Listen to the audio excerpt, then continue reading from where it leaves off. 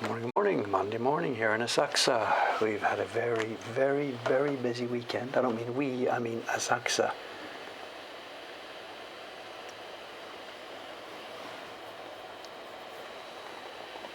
The pseudo lockdown was ended as of the beginning of the month, as of October 1st. So this was the first weekend in Asakusa after the, as I said, pseudo lockdown. It wasn't a real lockdown. But everybody was back to life. The restaurant next door, the Oyster Shack, came back to life over the weekend. Friday night, they moved back in, dusted it off, vacuumed it up, cleaned it up, opened up over the weekend. So all the restaurants, the Whale restaurant was back, everybody. It wasn't super busy, but it was a normal busy weekend. So I don't know, this is good news or bad news. We sort of know what happens. We've had our fifth wave. They thought it's okay. They've opened up. And now starting next week, of course, we get our sixth wave, I guess. Sixth wave. How many are we going to go up to? It's like iPhones. When are they going to stop with the numbering?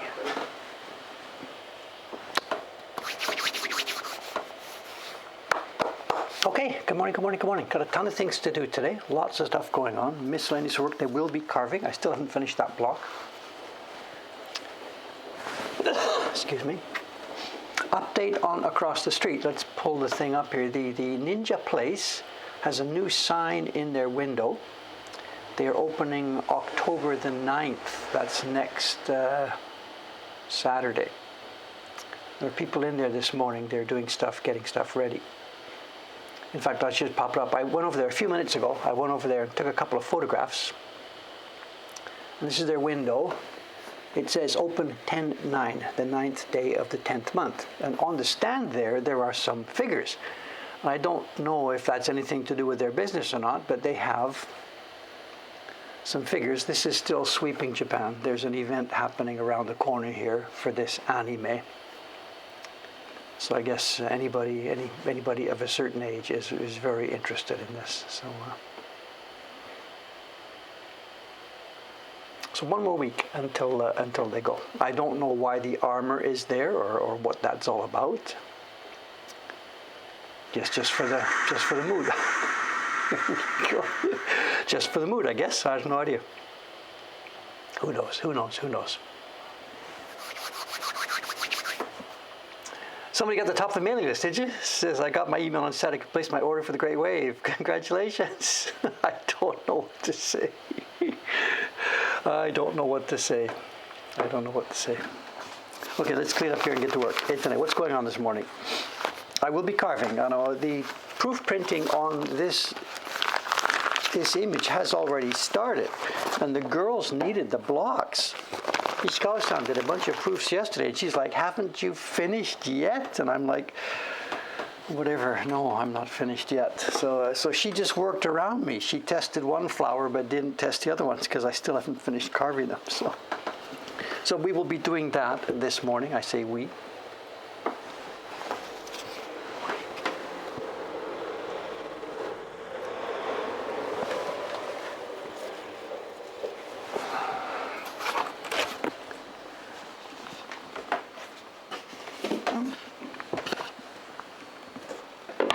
Also, too, I sent a blog post or whatever, or Patreon post the other day about the chibis, the Patreon chibis. We are mailing them now by the hundreds. They are going out. Teiko-san sent another 100 or so the other day. We owe them to about 600 people. Then they're going out 100 at a time, and they've started to come back. If you are on our Patreon campaign, or campaign, whatever you want to call it, if you're a member of our Patreon program, please keep your address updated. We know who you are. We know who your address is if you're a regular person with us. But the Patreon database is separate. And the Patreon, so if you have changed your address or moved, Americans, they move every 3 days, 5, 6, 7, whatever. Update your address, please. We're going to have to write to each of these people now, trying to get a new address, and out they go again. Be careful with showing addresses. Yes, whatever. It says return to sender, not deliverable as addressed. So that's not a meaningful address. So whatever.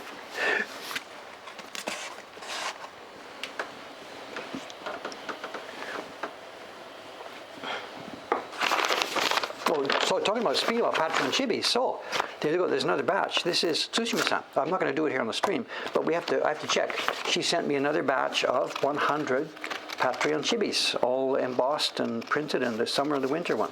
I have to check these sometime this afternoon or tomorrow. Full speed ahead, but 600 prints takes some time to get done.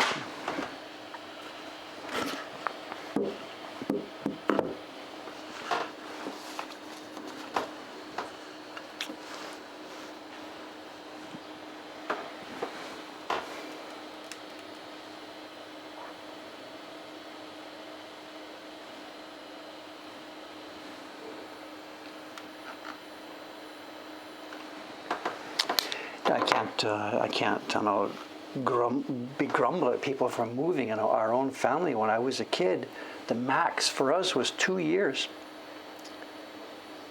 2 years. I think 2.5 years was actually the longest we were in one house as a kid. So it was always, move to a new school, get new friends, 2 years later, bang, you're gone. Move to a new school, get new friends, bang, you're gone. This is why I'm rootless. It doesn't matter. I can live anywhere. Live in Japan, doesn't matter. Live in Canada, it doesn't matter.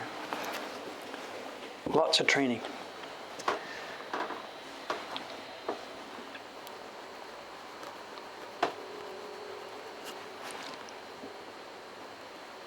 And no great peel this morning, of course, as you know. The peels only happen on big sheets. Little pieces like this just get wiped off.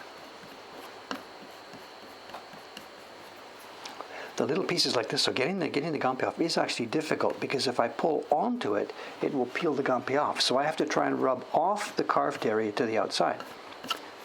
But because it's so small, normally you rub both ways, up and down. I can't do that here. Maybe that'll do. It'll get us enough to get started.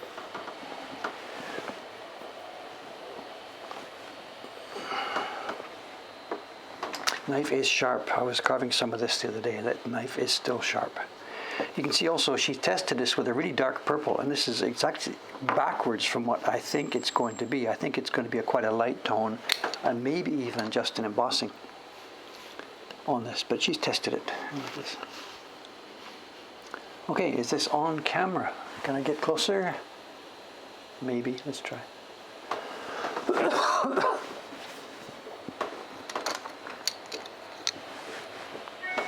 Okay, we're good to go. People are having trouble with the stream. I don't know. At this end, we are okay. We are streaming at 1080 at 29.97 FPS, 3,000 kilobits per second, which is not all that great, but it's steady and stable. Everything shows green at this end. If you're getting black screens and stuff over there, I really don't know. I'm sorry. That's Twitch or the Twitch app or the Twitch software.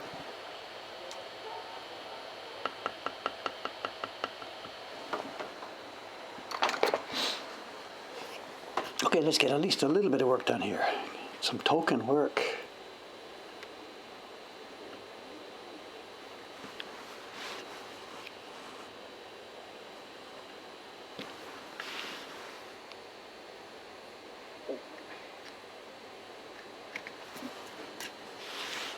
Someone's asking about a YouTube video. I know it really is coming up to video time.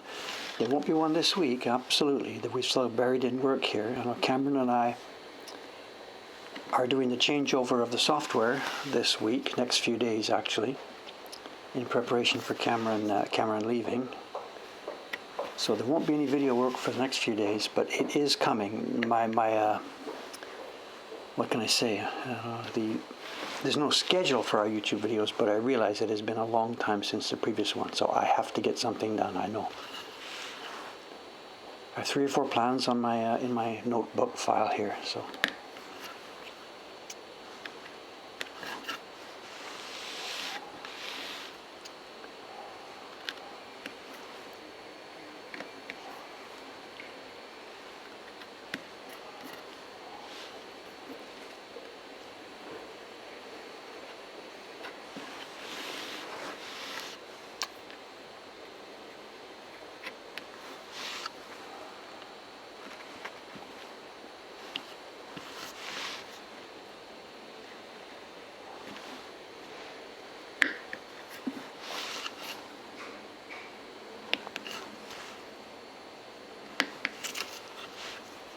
apprentice work first here, cutting wide, getting the waste out of the way.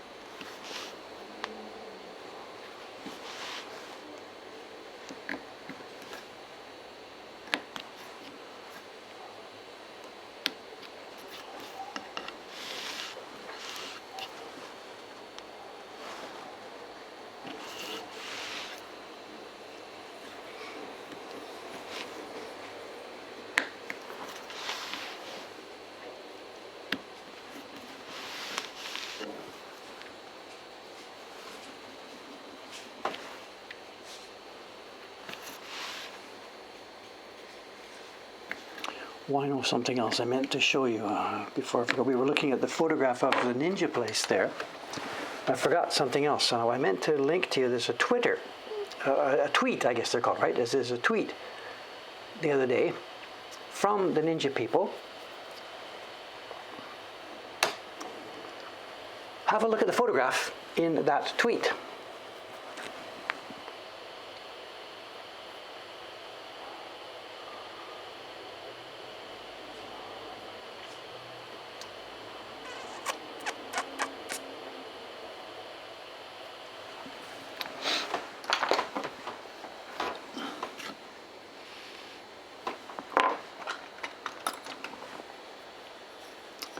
The photograph in that tweet, who can recognize where that is? It might be easy to understand, it might be difficult to understand, I don't know.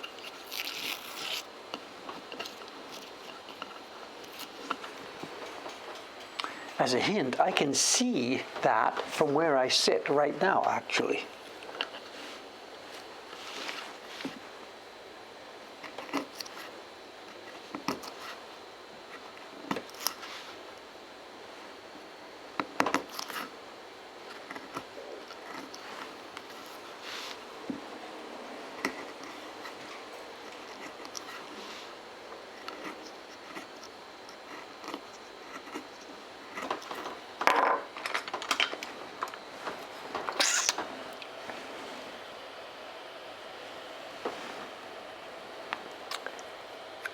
Stave in the window, I don't know. So. Yeah, I know that thing they've prepared up on the roof. These guys are kids. They really don't have much experience with anything in the world. I've talked to a couple of them. They're really, really fun kids. They're playing, they're still at life, they're still playing the game, you know. They've started this new business, they've got some backing for this, they're really enthusiastic. It's going to be fun to watch what they do, but they have so little experience at anything. They've built that thing on the roof, and it is going to last 2 minutes, not even 2 minutes, as soon as the first storm comes along, you know. Or maybe they're planning, yeah, we'll get up there and we'll bring it indoors each time there's a storm or something, you know, right, good luck with that one, but whatever. They are nice kids, and I'm looking forward to getting to know them a little bit better. They're super busy. They're building stuff. And I tried to chat with one guy this morning, and he's just like, he was, you know, whatever. He's busy.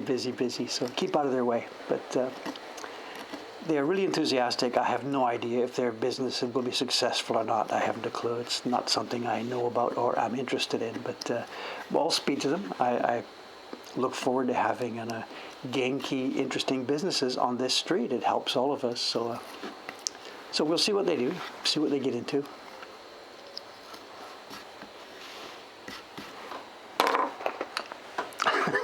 It's fun watching them, though. I wanted a reminder about John Amos. Well, we popped it in at the end of the last stream. I don't have a link now. I had a link ready at the end of the last stream, and I think, or maybe it happened after we had closed. My friend Printmaker John Amos has put something up on his blog, and I think Mr. JB in Tennessee, I think he found the proper link and linked to it. Somebody's got it. People have got it. Good. Go for it.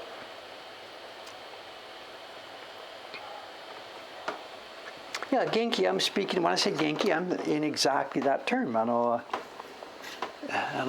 happy, cheerful, enthusiastic, kind of full of energy, life, whatever. You know.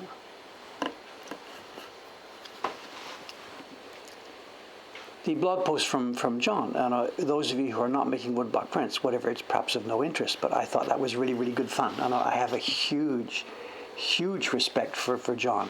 We're talking about John Amos here, Printmaker John Amos. I have a huge respect for John Amos. He's, from where I sit, there's lots and lots and lots of printmakers over there, especially in America and in Europe. People who call themselves printmakers, they're actually university professors. They made a print or something when they were younger, got a gig as a university professor or instructor or teacher, whatever they're called, I don't know. And then that's it. We never hear or see from them again as far as actual production goes, because they are busy teaching, I guess, is the excuse, but really they become an academic rather than an actual productive printmaker. And John is an exception to this. He's been at the University of Georgia, or one of the universities in Georgia now for decades, as a printmaking professor, I guess. I don't know the term, I'm sorry. But also he has still continued to produce, and he's broken that mold. He's an academic, okay, but he also works and works and works and works and just keeps working to make interesting, good prints. So this rings my bells very, very much. He spends time teaching people, spreading it around, but he also gets down in the trenches and he makes really interesting prints, and he makes a ton of them. So I have I can't even measure. I have huge respect for John. You know, he's not here this morning. He doesn't waste time listening to stuff like this. He's busy making prints. And that jig he came up with, that just rings all my bells too. Look at this. It was just so cool, you know. Got a problem? Solve it.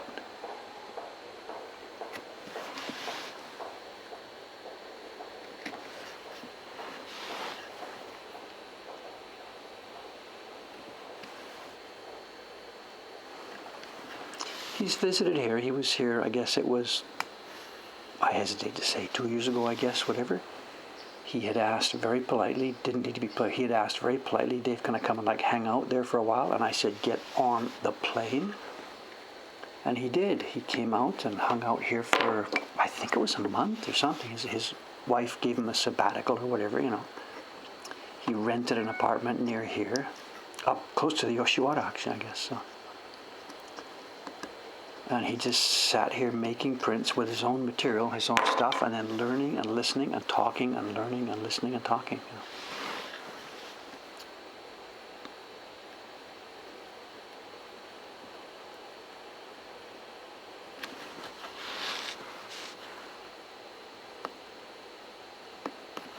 So Karen here on the stream here, Karen's done the same thing. She came, what was it, Karen? I don't remember. That was a couple of years ago, I don't know. Just time blurs by, I don't remember.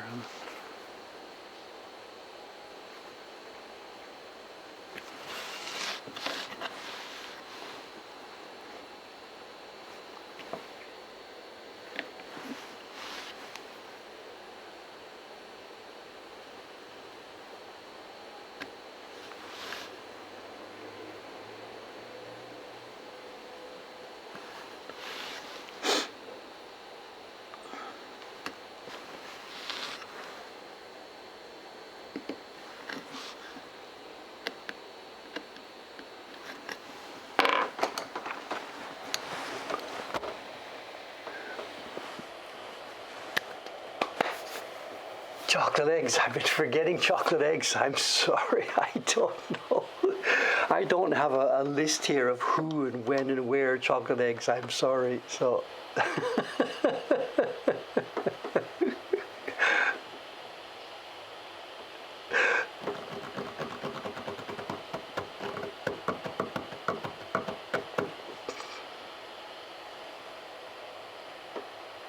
Really? It was before Cameron came? No way! That long ago.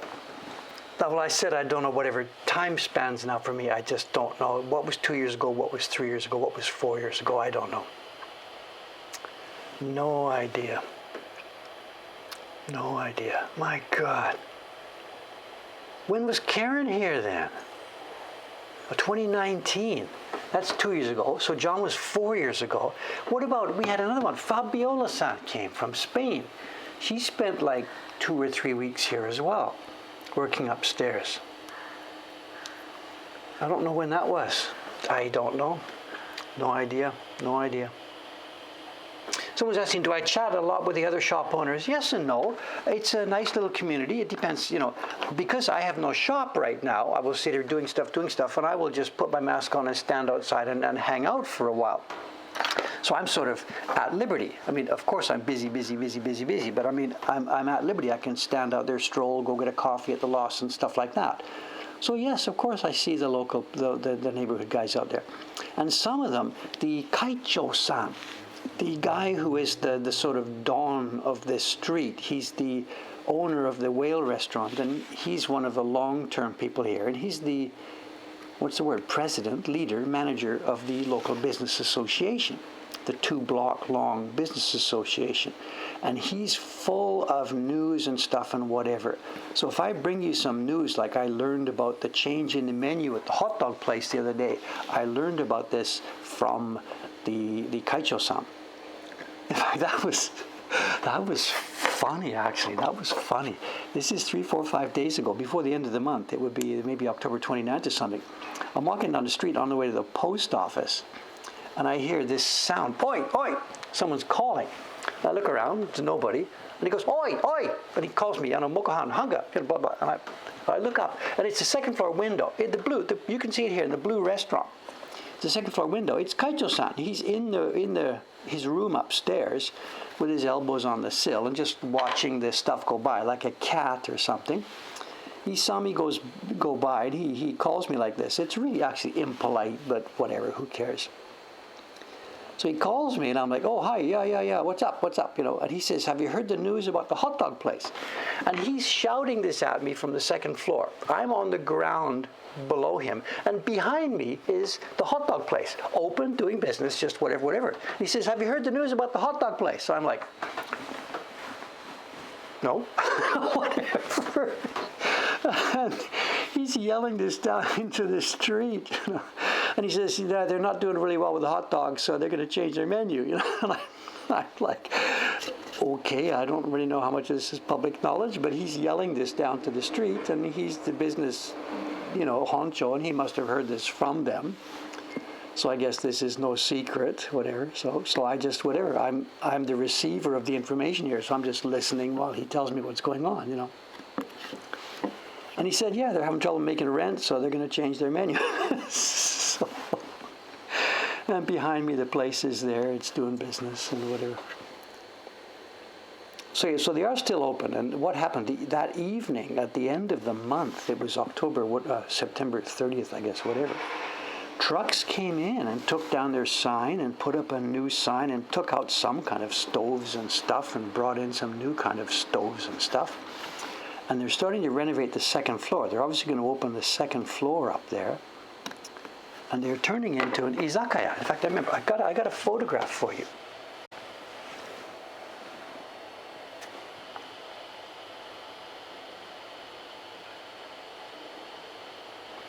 I got a picture for you. It's in the same, the picture I took, there's the ninja.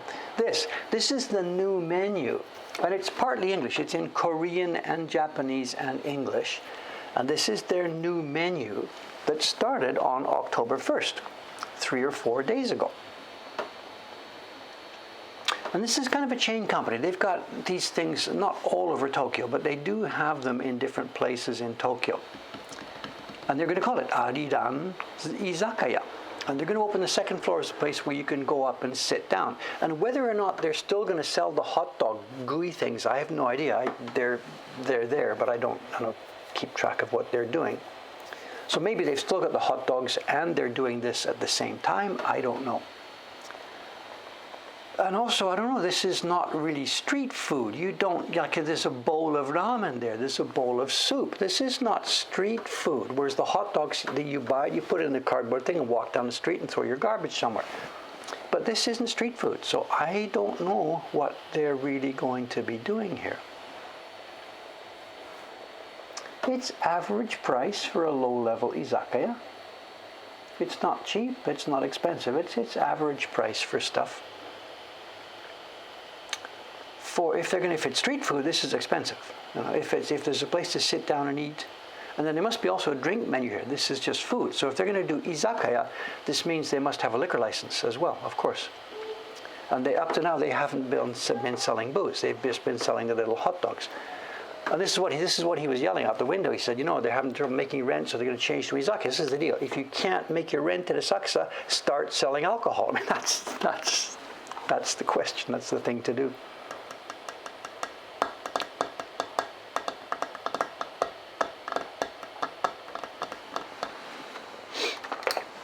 That's the update there, and he didn't seem too bothered about yelling out into the street, they can't make rent, so they're going to change their menu, I don't know. They do have a stupendously high rent. It's a staggeringly high rent, actually. I'm legally contracted myself. It's in my own lease not to talk about our rent. Our landlady asked us, please do not discuss your rent publicly. And at first I was like, why? But we didn't query her. She just said, don't discuss it publicly. Actually, she didn't say it herself. She said it through the real estate agent, the people that we dealt with through her. We didn't do the contract with her. We did the contract with an agent who she had hired, a real estate agent. And during the negotiations, this is back in 2014,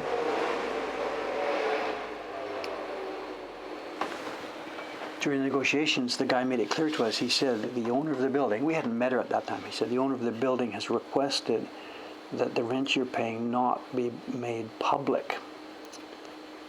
And if I was a cynic, I would have thought that, okay, what that is this person who owns this building that is lying about their income on taxes and stuff like this. So if they declared a certain income there and it became public knowledge, blah, blah, blah. But it can't be because of that, actually. She's a really nice little old lady. And also, we have a low rent. It's not that we're actually paying something high and she's declaring it low on her taxes. We have a very, very reasonable rent, but for some reason, she didn't want it made public, and that's fine by me. I'll just follow what she wants. We are very much indebted to her for letting us use this building. So I can't tell you what my rent is. But I can tell you, I know their number, because theirs is public. It was shouted out the window, whatever. They are paying for their little tiny space, for the little room they have for a kitchen, and for the little maybe 8-10 mat room upstairs. For those two things together, they pay more than double what we pay for the entire freaking building here of 3 stories plus a roof. So modern rents, people who have made a modern lease in Asakusa in the time after the massive tourist boom are paying staggering rents, absolutely staggering rents.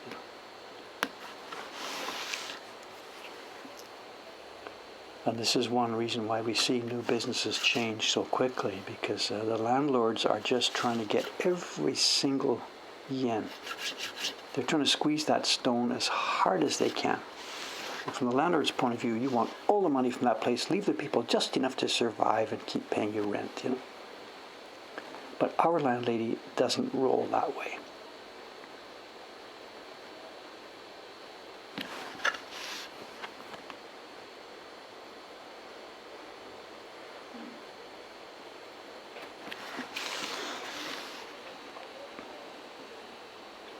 It's that word lucky, we've talked about this before. When people say to me, Dave, you're so lucky, look at this wonderful business you've got, and blah, blah, blah, blah, blah, blah. And I'm like, don't ever use that word luck to me. We have a nice situation here because we work stinkingly hard for it. And generally that's true. But that one particular thing, the fact that that lady exists, this building exists, the fact that we found her and she's willing to help our business along by being reasonable about rent in an area where nobody else is. There's no other word to use there but lucky. This is not because of my skill or hard work or anything. We simply have lucked out big time there.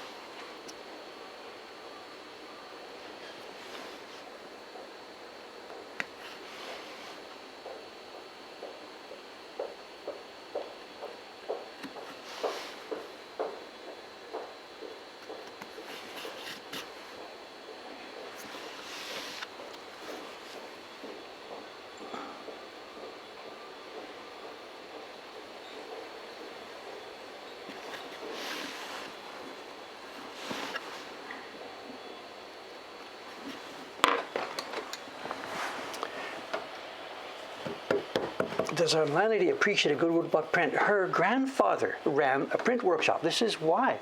Her grandfather was the leader, the head honcho all his life of a major printing workshop. He's not a famous printmaker. We don't know his name. He was a printer. And it's in the family. She has relatives still who run the, Nagao workshop. There are still people in her family. It's her niece, nephew, I don't remember what the string is, but there are people in their family who are still running, still working in the printing business here in Tokyo. In fact, she wanted them to use this building, but they don't have enough business sense to know how to run a business. That was one of the original ideas 7 years ago, was that those family members of hers would come here for a printing workshop, and Dave would come here, and Asakusa would come here. And they all backed out. They don't have enough business knowledge to be able to do this. We did, and we eventually took over the whole building. So there's the garbage truck. This is the Monday morning, first Monday of the month garbage. It's picking up bits of broken glass and metal and stuff that doesn't go in any other kind of garbage. You may have seen little plastic bags placed on a street here and there. We didn't have any to put out. We have very little of that kind of garbage. But that was the Monday garbage pickup.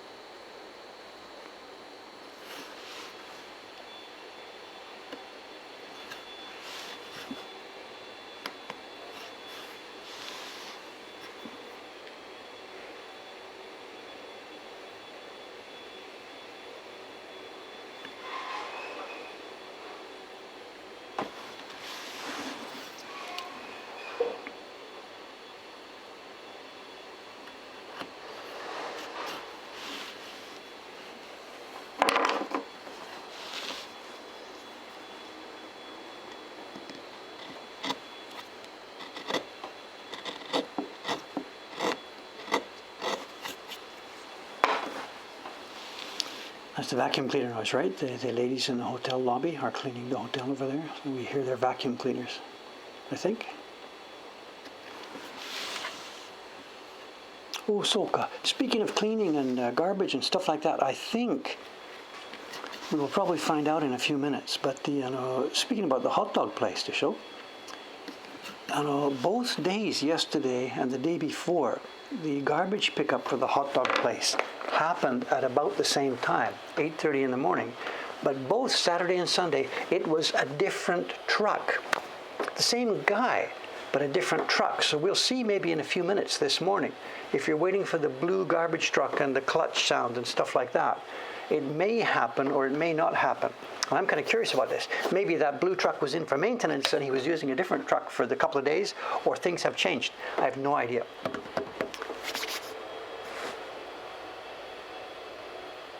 It's 8:35, right? He's due any minute. And is the truck going to be white or blue? I don't know.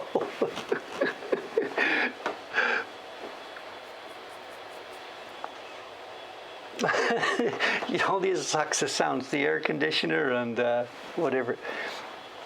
Cameron's chatting with you guys about going back to America. Cameron, I didn't think about this. You should start, I was going to say not a blog, you should start an Instagram or something about moving back to America and all the shocks and stuff you're going to find over the next few months. Cameron's been here for 7 years, I guess. So going back to America, I'm sure there's going to be some spectacular differences in life and stuff.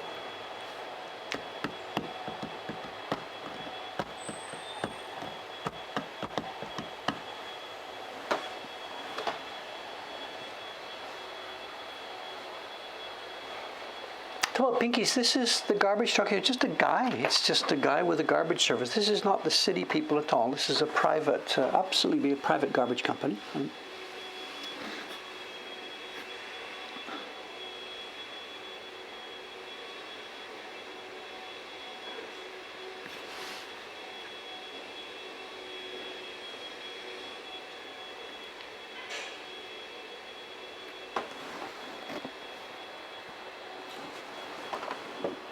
That's the sound of the gate in the alleyway.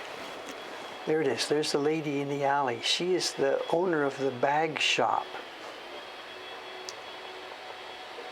In and out of the alleyway there.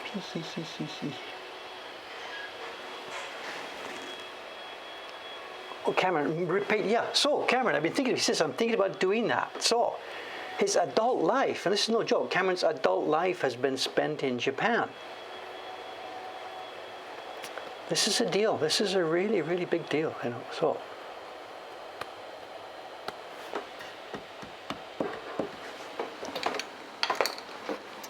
Okay, Dave, get a bit of work done here. Come on.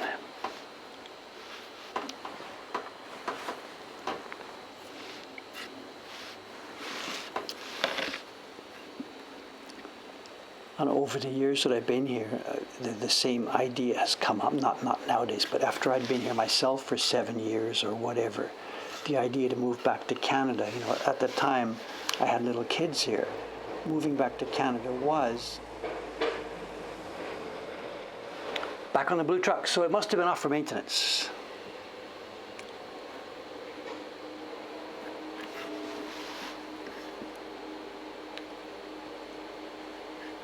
Clutch maintenance. There was at some point, we should move back to Canada, whatever, things like that, partly for our kids' education, partly because my then wife wanted to go to school, stuff like that. The idea of moving to Canada was at one point up on discussion. It didn't happen, obviously, I'm here, but the idea now that Dave could even imagine leaving Japan and moving back to Canada is, for me now, it's whatever. I moved to Mars, that's just as likely. It's just not ever going to happen. I don't feel in any way compatible with what I understand of the society over there now. Just, I see the news, I read the news reports, I'm in touch with stuff over there to some degree. But I can't imagine living over there. I'm cooked, I'm done, I'm cooked, I'm here. It would be nice to be closer to my grandchildren. That would be kind of cool. But life in general, I can't imagine living over there.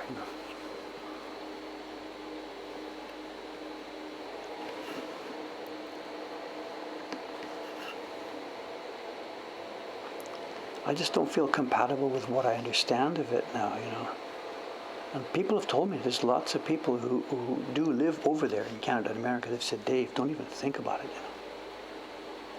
Specifically, after I did that YouTube video, what was it, half a year ago or so, I put up a YouTube video not about printmaking, but just about, general stuff, the meaning of life, whatever, blah, blah, blah. And as part of the intro to that video, I sort of semi-told a story about how I really enjoyed life back in Canada, where there was so much chance for good social interaction and so much chance for good intellectual stimulation and intellectual interaction with people and having good debates and discussions and stuff like that, which was what I had remembered about the society there, or at least the part of it that I had been living in. And any number of people have commented on that video, and the comments are there publicly. They've said, Dave, ha, ha, ha, ha, ha, ha, it ain't like that anymore. Don't expect that it's a place where you can speak your ideas forcefully and people will rebut them and give you their own ideas. He said, that's not going to happen. If you have an idea now that people don't like, you get shut down / cancelled / XXX, So these people have specifically warned me, don't even think about going back there because you can't do now what you used to do, And I don't know how true or real that is. I don't know. All I know is what I see in the, news reports and whatever. But if that is in any way true, then absolutely, stay away.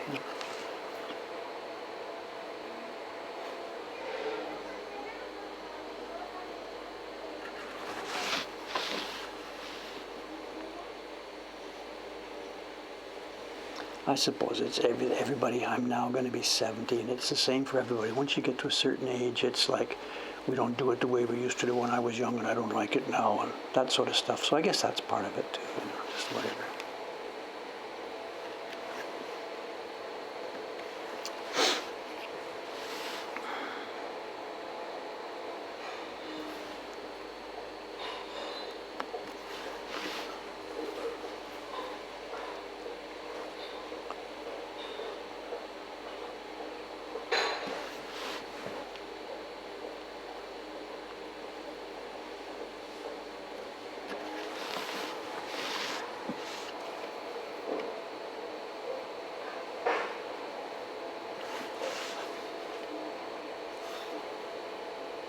This is soft wood. I don't know how long this block's going to last, but whatever.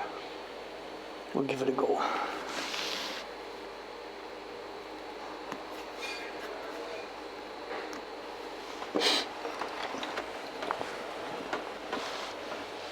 Am I managing to stay on camera? I think so.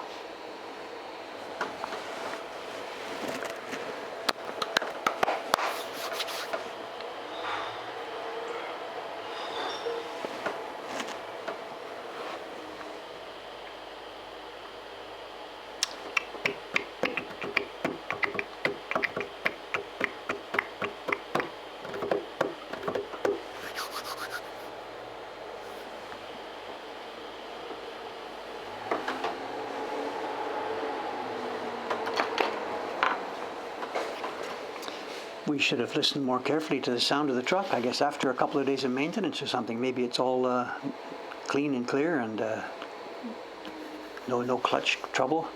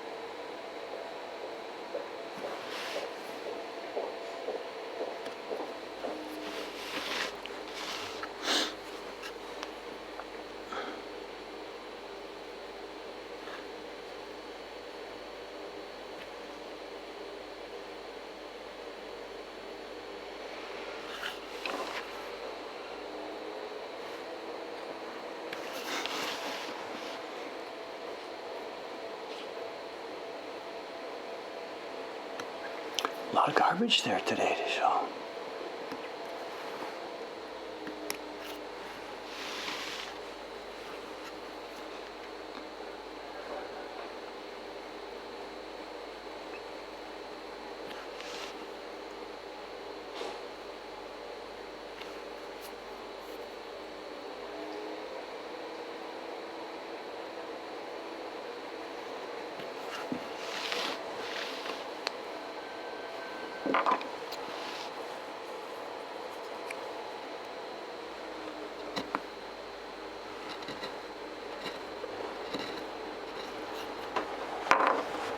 Okay for time still? I lose track of the time here, 8:46, no problem. Good.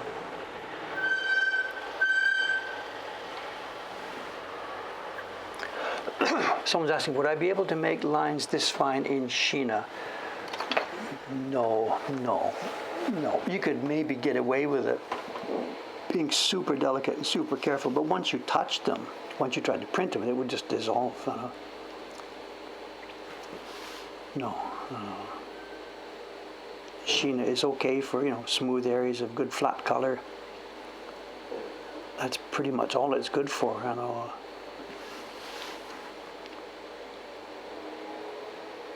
The fact that it's in layers means as soon as you try and carve a line, you're down through the first layer and it's likely to pop off, I don't have a whole lot of experience, so I can't tell you, but it's pretty clear it's not going to stand up to this kind of work. So. But also, if you're a beginner or trying this for the first time or whatever, it's probably not such a great idea to try too much of this sort of thing at the beginning. It's going to be a tad frustrating because they're going to pop and chip and break at the beginning. So fool around with a bit of fine lines, that's okay, but really it's not a great idea to start your printmaking experiments with a whole bunch of detailed work. It just tends to be frustrating, of course. So. What is he doing down there? We've never had this before, right? He's been there for 10 minutes. We're hearing crash, bang.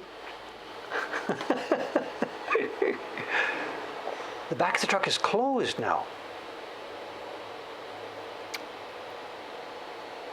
No idea.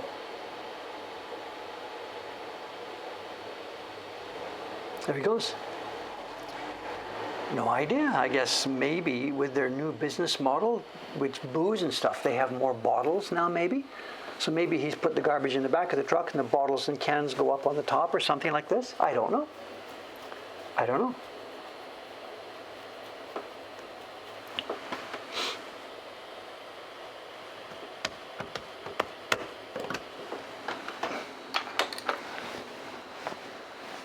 It should not be quiet for the next few minutes. What's the next event? We didn't get the Oshibori truck, right? He hasn't showed up yet. I didn't see him before the stream. I was out there chatting with a ninja guy, and the Oshibori truck, he sometimes does come early, a little bit before 8 o'clock. But I didn't see it today.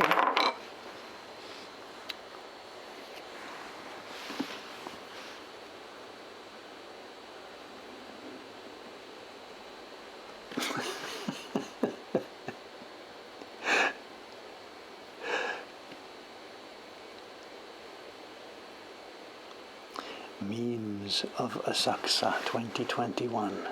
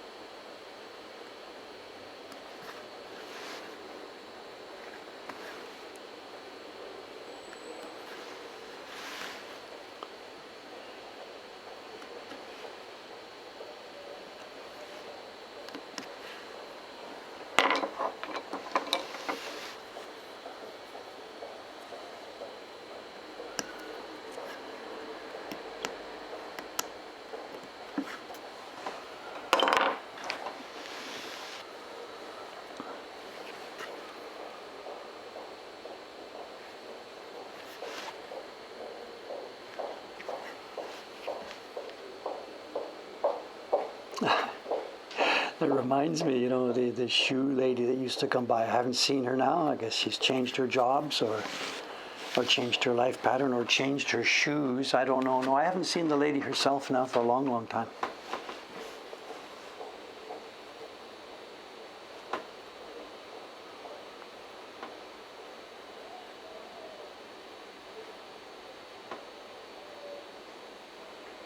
There are regular people that come by, because this is on their way to work, whatever, normal commuters and stuff. They get up at the same time, get on the same train, their office starts at the same time. So we do see regular people coming by, I mean, that random lady that just walked right by right now, maybe she actually comes by at the same time every day, I don't know.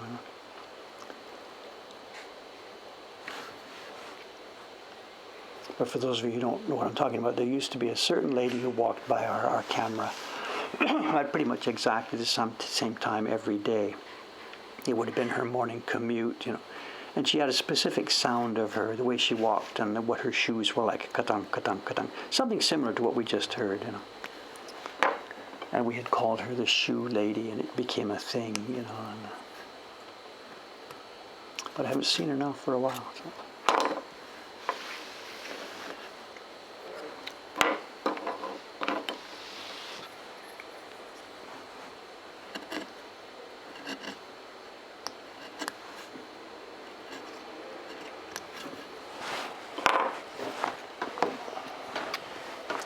We're getting there, coming along very well this morning. Actually getting some work done.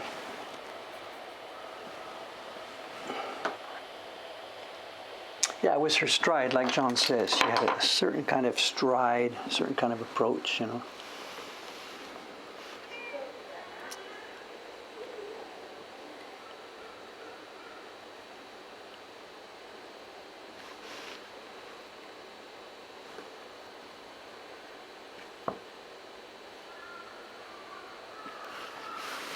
There's one guy who comes by, I think it's after the stream, we never see him. He comes by sometimes in the mornings, and he's a businessman. He comes from the express station going off into Asakusa somewhere.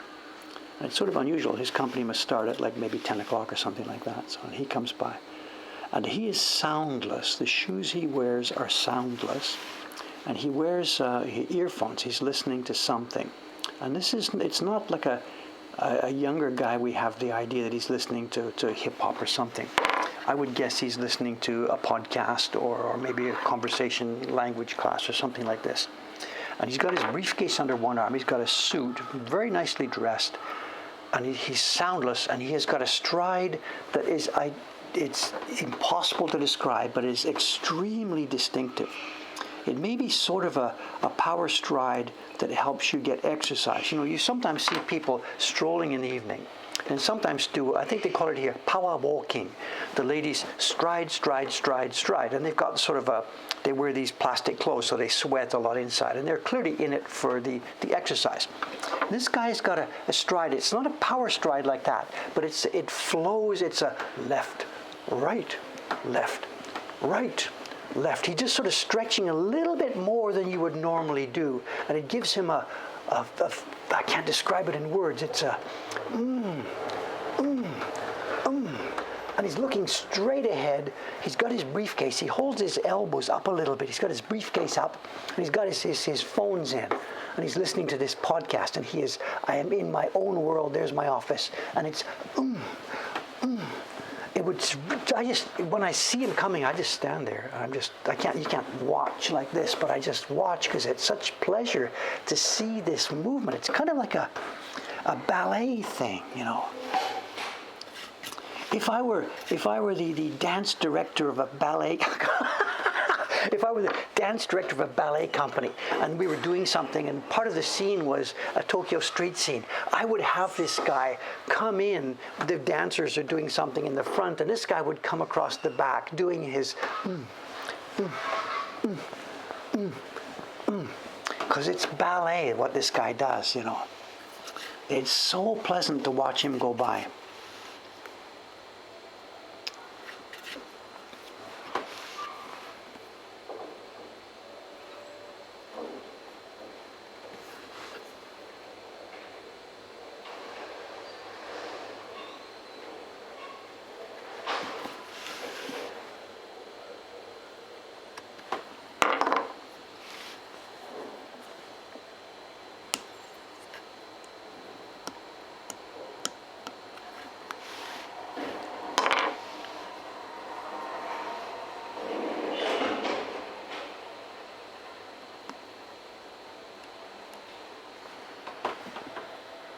Oh, is that our guy, our man? Is that the Oshibori truck? I wasn't even noticing it. Look at that, look at that. Bobbing stride, that's close. His head, I'll have to think about that. If I'm going to guess, I think his head, this is part of the attraction, his head doesn't move. Like his body strides and stuff, but his head sort of goes along. I'm thinking immobile. You know this, you've seen these owls and pigeons. Someone will hold up a pigeon and move it around and the head just stays in the middle there while you move the body around. If you've never seen those videos, look it up. I don't know, I forget what it's called, head non-movement on a bird. There's some really cool videos out there. I think it's like that. The guy's head, I think, doesn't bob. And that's part of the attraction at this. We're seeing a bobbing movement, and yet the head just moves along the street, completely immobile from everything else, you know. It's really a pleasure. I'm not in any way like laughing at this guy or shooting at him. It's, you know, to watch a single guy walking down the street on his way to work is just, yeah.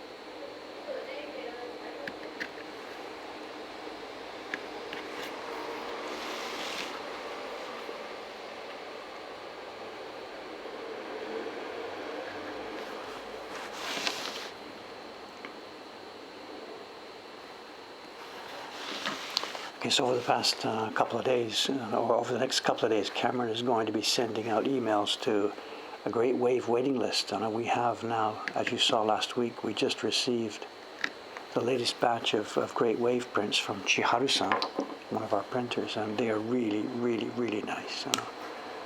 This is her second batch. The first batch she sent, there were some issues with some of them I had to discuss with her. It's her first time doing our group. But this is now her second batch, and she's on it now. She's got these blocks figured out. Our Great Wave is a bit of a different approach to some of the other publishers, and it took her some time to get used to it, but she's on this now. And when I spoke to her, it would have been Friday night, or maybe I told you this on Saturday, I don't know. I had asked her,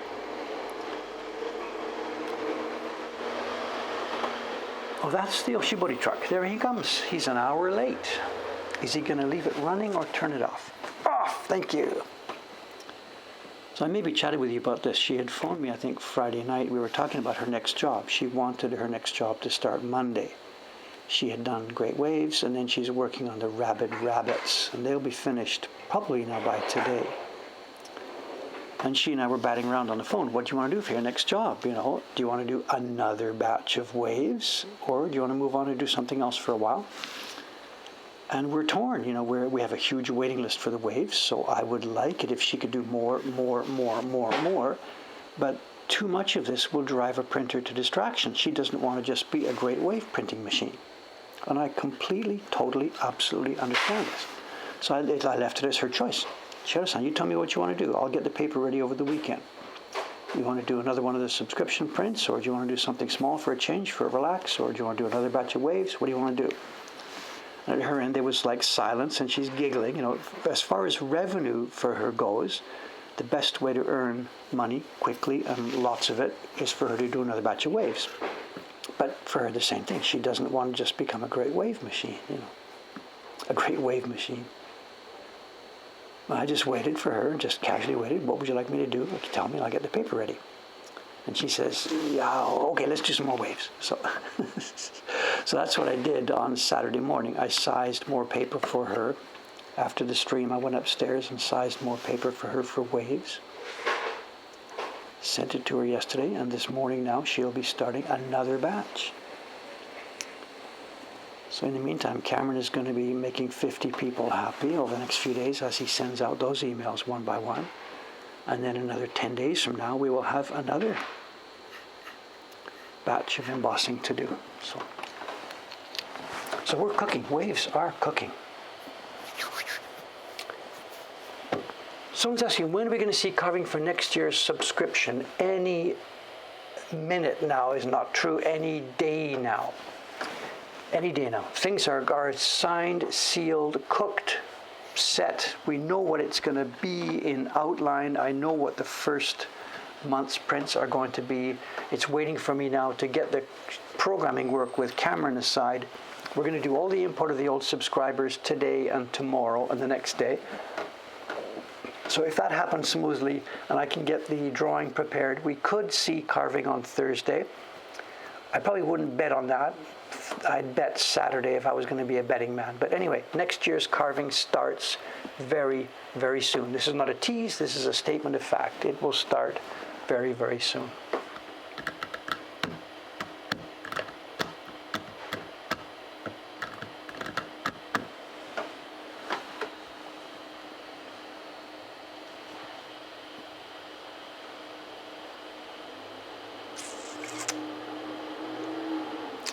The one we're doing here, yes. So this is from this year's series, this year's subscription series. So I'm missing most of the conversation. I'm sorry, I can't tell, but whatever. So.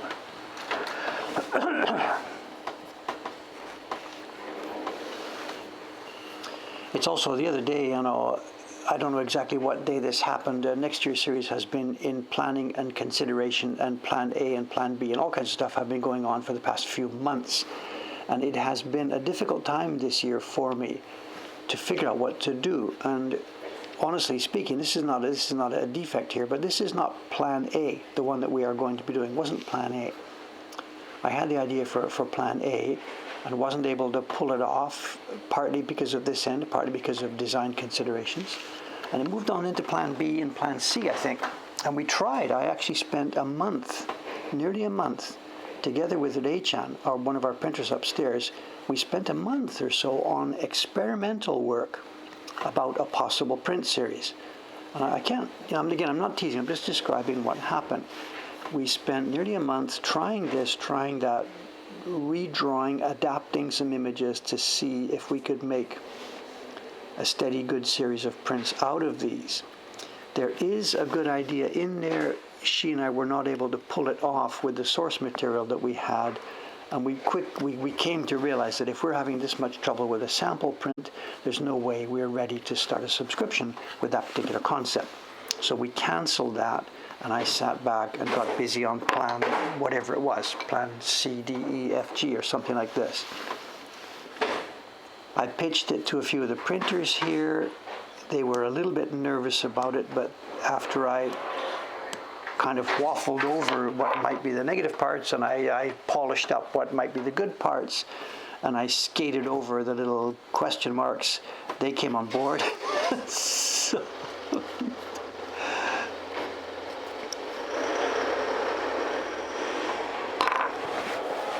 I then got the design part chatted and talked about, and got that part of it on board, and we are ready to go. I then made a sample web page for it, and now it's just waiting for me to actually start the physical work, get a hunch prepared, get a piece of wood from upstairs, and get carving, because I myself will be doing the first print.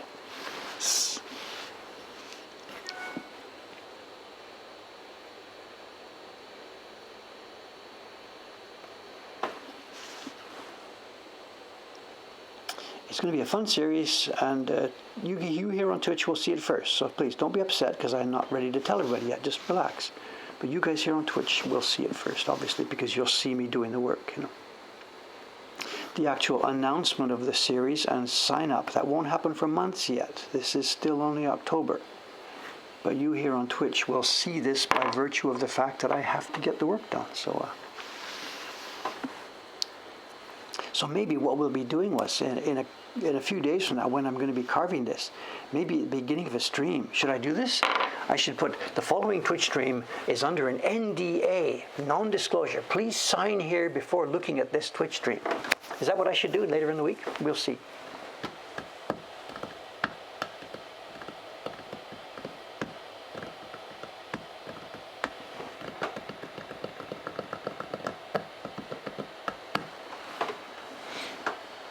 Do we have a name for the series yet? Yes, but please, please, please, please, please.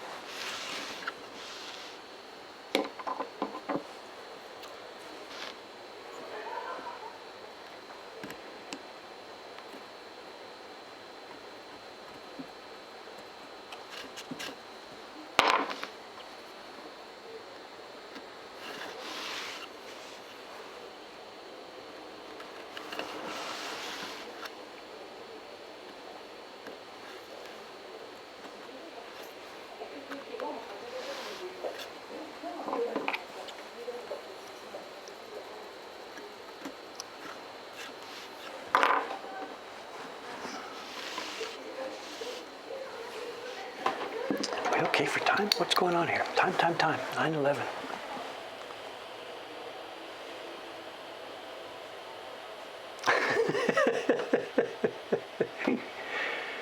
comes out about filming, the movie is done, the movie is finished, it's in the can, or the taking the scenes part is in the can. That's all done. We won't be seeing any of the movie people here again, unless maybe there's a problem and they have to come back and retake or something. The crew is dispersed. The crew were all hired guns. They were all here for that project. The actors were studio actors. The lady who was running the show here, it turns out she was a hired gun. I was asking her, next for you now starts the editing, right? And she says, no, I'm done. I'm laid off. My job was to put the film in the can. This is interesting because I had thought she was sort of a director of this. And no, she was directing this. I mean, directing in normal English word, directing. So I don't know the breakdown of job descriptions here. So she directed the concept of getting it all filmed and where the camera guy should sit and how the light should look and all that kind of stuff, which I thought her next job was then going into the editing room. And she says, no, that's a different person. So I don't know how this works.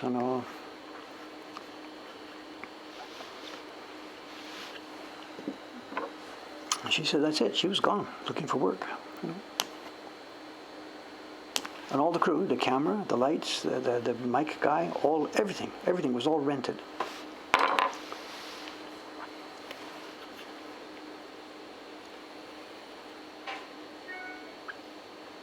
So I guess from the point of view of the movie company, is probably just 2 or 3 guys in an office somewhere. And everything's outsourced. Absolutely everything's outsourced. They've got the idea for a movie. They do the contracts with the writer and the actors and stuff. And then they completely, totally outsource all the production. So I guess it's generic. It's like a TV thing where they're all going to look the same anyway. So there's going to be no originality it's not going to be a wonderfully different art movie or something. It's just going to be the same actors doing the same thing in the same situations and blah blah blah. So the crew knows what to do, So I doubt we'll be seeing any Academy Awards for this thing. I don't know. No idea. It sounds like a completely stock production. But she did say they're aiming at getting it in an international. She said Cannes. They're going to aim it at getting it into the International Film Festival at Cannes. And I guess next year, she said, next spring or something. And I don't know if those two things add up. I don't think those people over there are interested in stock video that was taken by a hired crew and then whatever. Anyway, I know nothing about it, but we'll see what comes.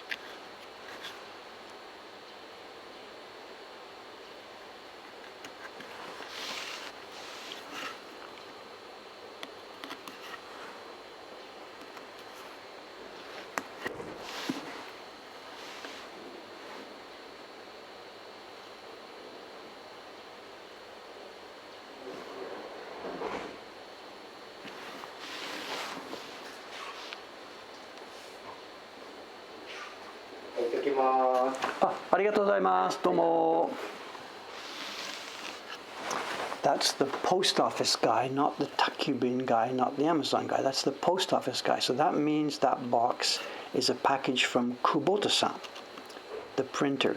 He always sends his stuff and he refuses to send it collect like I ask him to. He pays for the postage.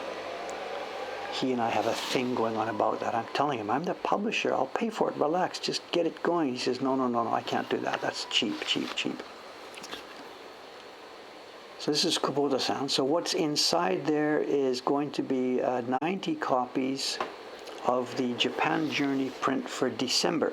The view of Hoppidori, the bars in Asakusa. He's been working on that for the past few days. And his next job, and I've already sent him the paper and blocks, his next job is going to be the 3rd print, the March print, in this year's subscription series. The same print I'm carving, this is for the 11th month's print right now.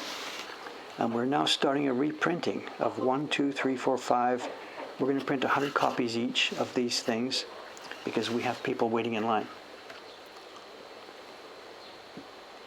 So Cameron is waiting for this too, and he's got a huge waiting list for the nature scenes, the Koryusai series, and printing has now begun. So once the boys, it'll be Kubota-san and Yamamoto-san, and once they've got up to the 4th month in the can, we will then start opening for new subscribers. I can't open them up just when we have the first one ready, because if something went wrong and the printer gets busy and I can't get the second one, then we're in trouble. So I'm going to put 4 months prints on the shelf, get them ready, before telling Cameron, open up your mailing list, stand by. Oh, I've got to run a little bit over, show and tell, okay, but I wanted to get that done. We're okay, give me a break, right? There we are. That's done. Let's move on. Show and tell. 2 minutes late. 2 minutes late. It's okay. It's okay. It's okay. It's okay. It's okay. So, John's got it. Dave will want to finish this little area, then he will jump into show and tell. John knows me very well.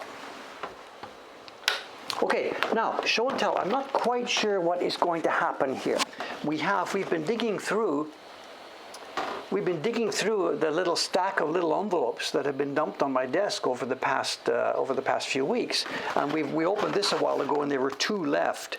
And it's obviously going to be smaller scale prints. They might be match labels. They might be pochibukuro. I really don't remember, because this was a multiple auction a month ago. So we have these 2 that might be interesting, and they might not be so interesting. I don't really know.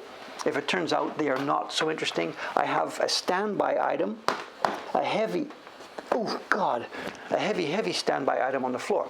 It's also not really all that interesting, but whatever. Let's see. Let's just see what's inside. Look at this. 2 minutes late. It's a good thing Dave doesn't operate trains in Tokyo. You bet. You bet. Although I have mixed feelings about that. I'm not really a, oh, let's do it tomorrow kind of guy. I am a guy that does get work done, but and again, no green tape. I'm in withdrawal. I'm in withdrawal.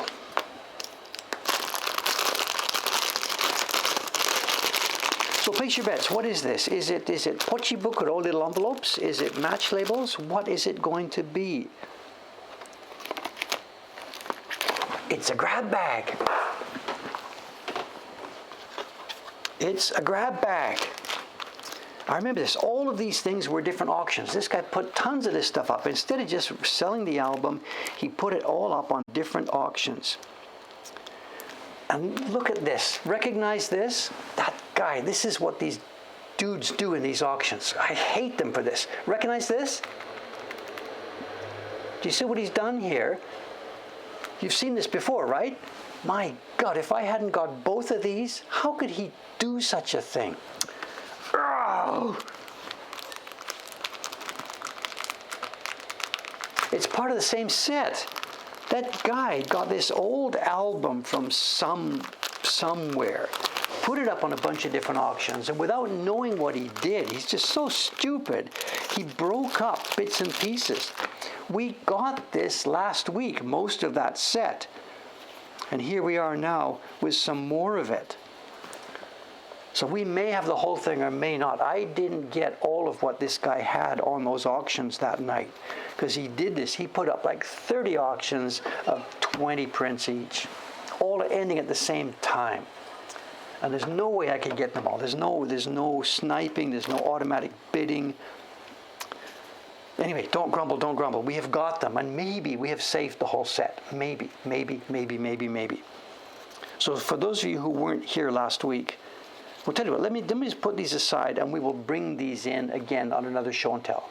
I will check and see if we have the set, and I will show you. It's a kids' alphabet game based on famous military heroes in Japanese past. We will talk about the details of it later. In the meantime, let's just see what else is in this bag. And we have, again, just broken sets, absolutely broken sets. This is from a series of match label prints. What's the theme? I was first going to guess toys, festival goods. I don't know, because we have an asagao. I don't know what the theme was. We maybe already have some of these. I don't know. For those of you who don't know what they are, these are small collectible prints made in the probably in the 1930s, going by the image here. This would be probably Showa 8 or Showa 10, somewhere around there. This is pre-war. And the old genre of prints that were used to cover boxes of matches, like in a bar, they morphed into a series of collectible prints, beautifully carved, beautifully printed, small scale collectible prints that were made in groups. People would subscribe to the series, or they would be members of the group. They'd get together for drinking, decide on what the next theme was going to be, and sometimes they would hire out professional designers, sometimes they would design themselves, and it would then go to a professional workshop for carving and printing.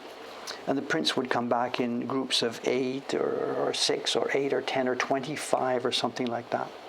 So these are examples, and maybe I've got some of these already upstairs, or maybe there's more of them in the next package from this guy. I don't know. There's 3 loose match label prints. Oh, look at the scale of this. Woodblock prints. Woodblock prints. Again, this is another game. Let's try and sort this out, separate this out. There's a bunch of, these are not glued on backing cards. It's the same thing. It's some kind of poetry, activity, or game. And these are old. These are now older. This is 1930s. This stuff now goes back. This is Meiji. This is late Meiji time, for sure.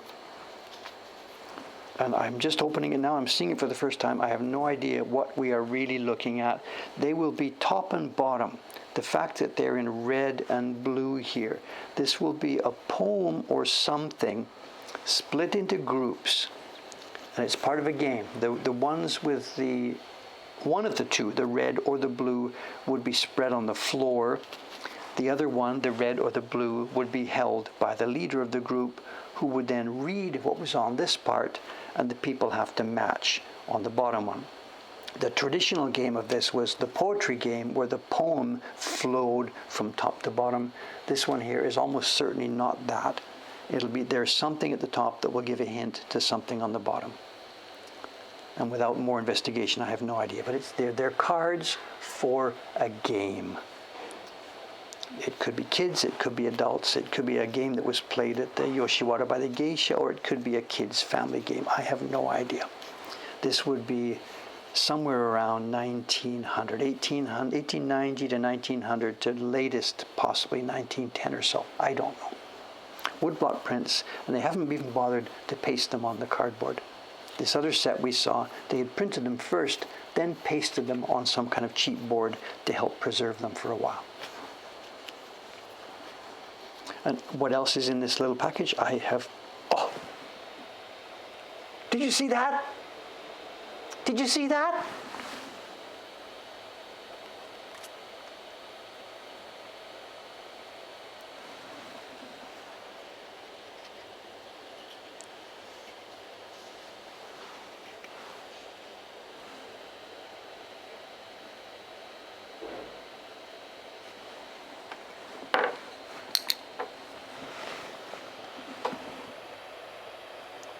In our last stream, you had a chance to investigate Ishikawa-san's hair.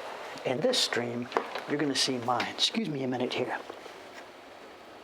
No way, they're woodblock. They are woodblock prints.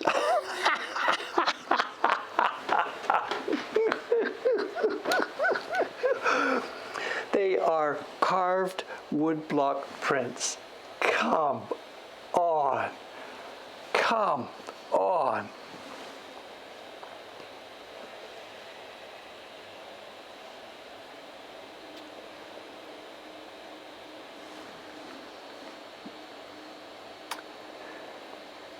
This is the name of a temple. I can't read the middle character, so I'm not sure which temple it is. We have some kind of priest here. I don't know the derivation. I don't know what we're looking at here.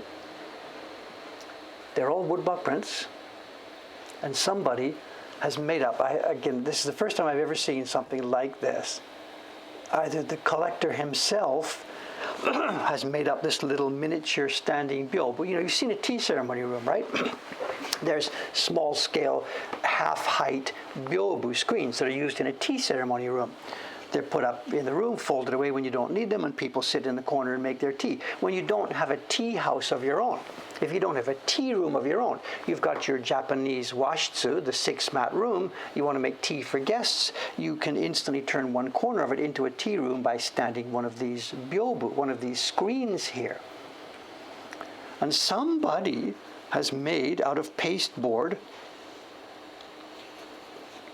a little screen, and he has pasted on woodblock prints. And tiny, tiny, tiny woodblock prints. This side looks like kabuki actors. This side looks like something to do. I don't know what these are.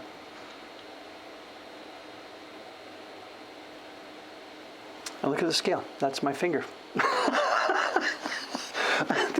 This was in the middle of a random like $10 auction. I don't know what this was. This guy had these up. You know, he had just dumped all this stuff into random little auctions. And I got, I don't know, maybe I got half of them. Half of them I missed. Other people picked them up.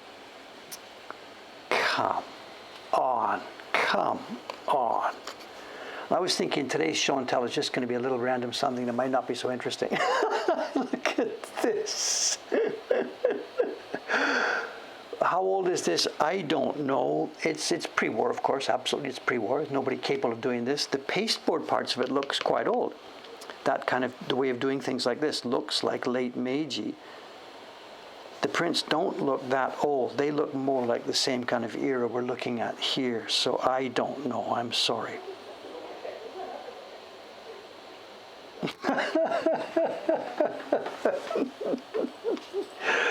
It's just junk, you know. The people in the real museums around the world, the British Museum or the Tokyo National Museum, whatever, they never look twice at anything like this. They don't care. They don't care. All they care about is original Hokusai prints, original Utamaro prints. They don't care about anything else in the woodblock print world, which is why this stuff is left to rot, and people like me can just pick it up because nobody else cares. But I'm telling you, at some point down the line, another 100 years from now or something, those people are going to recognize that there was something stupendous happening in the first half of the 20th century. There were still lots of really skillful woodblock printmakers left. We're not talking designers, we're talking carvers and printers. The design end of ukiyo-e came to a crumbling end when newspapers and printing came up, 1890, 1900, 1910. That killed the ukiyo-e as an art genre. It wasn't needed anymore. But all of a sudden, thousands of guys were still there. They were still trained carvers and printers. But there was no need because ukiyo-e was no longer wanted by the populace, and printing presses were here to do the part of ukiyo-e, the information dispersal part of it, you know, flyers and news and stuff like that. So you had this situation where hundreds of carvers, thousands of printers were all out of work over that period at the end of the 1800s and beginning of the 1900s. So there were no new apprentices coming in. Nobody could take apprentices and say, okay, let's start a new printing workshop and you're going to be my inheritor and stuff like that. But men who had been good printers, say they were 30 years old in 1900, they were still working. 1900, 1910s, 1920s, these men were coming to the end of their career. It's all they knew how to do. So this sort of stuff, this sort of genre, these match labels and whatever other little projects were going on, were possible because there was a pool of print workshops decaying day by day, month by month, year by year through the 1900, 1910, 1920 to the war. There was still a pool of competent, wonderful craftsmen left through that period. It was dying already here in the 1930s. The war completely, totally, absolutely finished it all off. But this was the last gasp then of the technically competent world of Japanese carvers and printers. This was the last gasp. And there was all kinds of stuff made in it. And we're collecting it wherever we can. We're trying to document wherever we can. The other day, I got in one of these auctions, the guy had thrown in a piece of junk that he just didn't know what to do with. And it was an advertisement from Takamizawa, advertising the 100 Prints book And in fact, what happened was, this is the split auctions. You saw here on the stream 3 or 4 weeks ago, I showed you that Takamizawa book of 100 postcard-sized prints.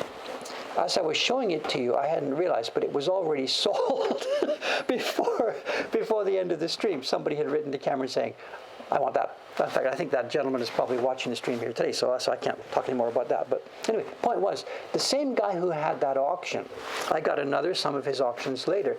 He, in his pile of junk, he had an advertisement for that Takamizawa book that explained how it was sold, how it was marketed. You got 8 prints plus the volume. I thought it was 10. I was wrong. You got 8 prints plus the volume for the first one. A month later, you got 8 more. A month later, 8 more. With the last shipment, you got 4 free prints. It's a glorious pamphlet with prices explaining exactly how that stuff was published. And we are holding this and researching this and putting it up on the web. And this is the kind of stuff that a century from now, then the big museums will wake up and realize they missed something. But we have got a bunch of it here. There's more. Let's just save it for next time. There's another envelope here. Let's open this. It looks like a nice, beautiful package of matchable prints in their original opening. I got to get to work. I can't do that right now. We have another package of similar ones and one more to open. We have material for the next show and tell. That's going to be enough for today. That's enough for today. I'm shocked by this. I'm stunned by this. That's enough for me for today. It's Monday morning. I'm going to get off this thing and I'm going to get on Skype with Cameron. We're going to plan out our day. We have to do an import of 500 subscribers into our system today and tomorrow, and we are not looking forward to it. Well, we are. We're looking forward to having it done, but we are not looking forward to doing it. Thanks very much, guys, for hanging in. It's now Monday. I'm going to be off for 3 days. I'm headed out to Ome, and maybe, finally, I can get rid of this if she is back to work. She may or may not be. I don't know. I'll see you Thursday morning, my time, Wednesday night, your time. Let's have a look at the Ninja shop and see, are those guys busy or not?